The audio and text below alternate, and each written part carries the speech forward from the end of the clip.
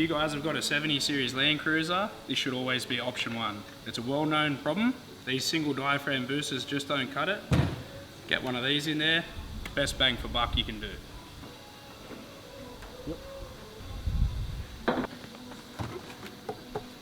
So step one, remove the master cylinder.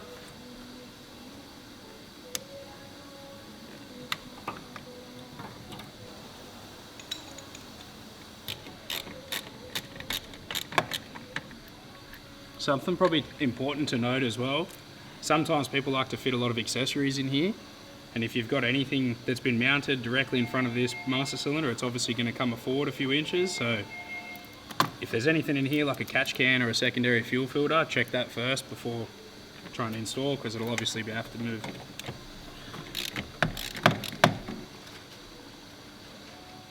Remove the booster line.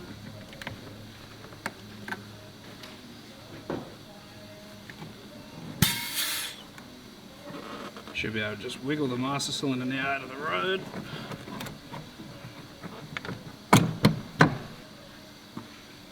Now in the car.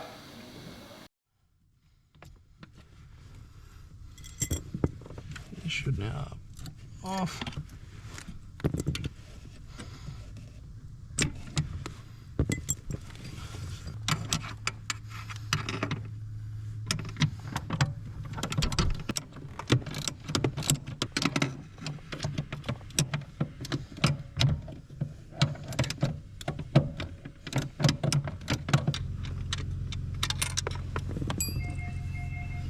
That's it, under there, man.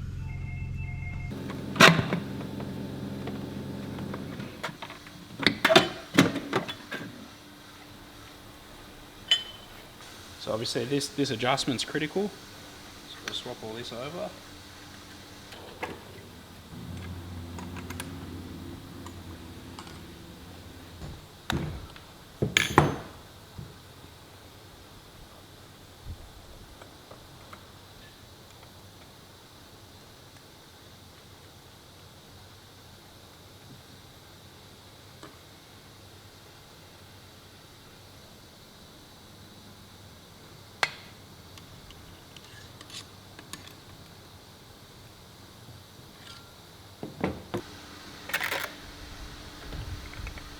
So each booster will obviously be different, so everything must correspond to what DBA supply you in this kit.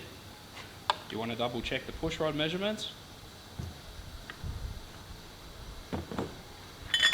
The other crucial measurement is between the face of the master cylinder to the push rod inside.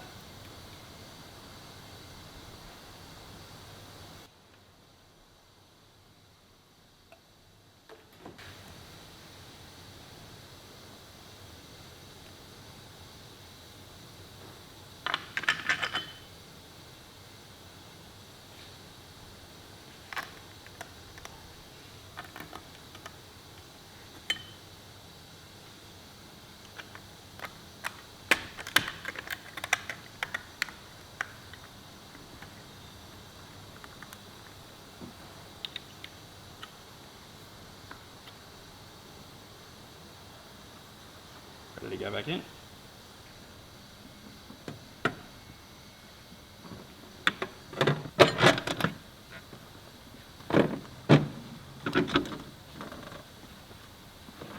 It's easier with two people if someone's on the outside holding it.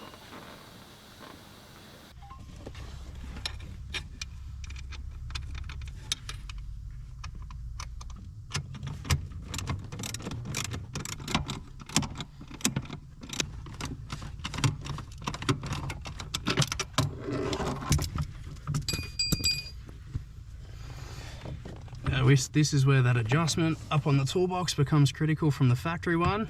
If this adjustment doesn't have any play in it and you're experiencing load, don't install it, pull it back out, measure it and go again.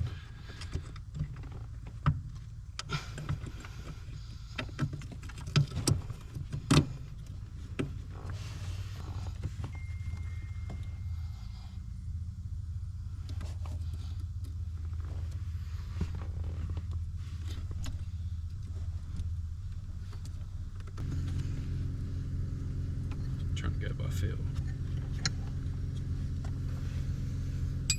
That's That's it, inside the car's done, man.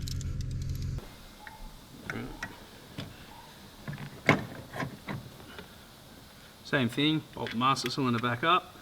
If you're getting resistance and it's flattening you, double check that push rod inside the booster as it's critical.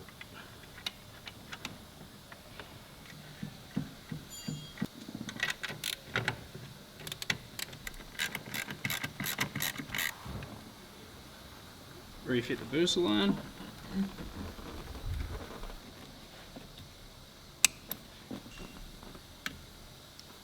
Job's done. So one thing to note as well, once you've fitted up these kits, maybe get a mate to help you out at the back, and just, you've got to adjust the brake light switch so the brake lights aren't hanging on.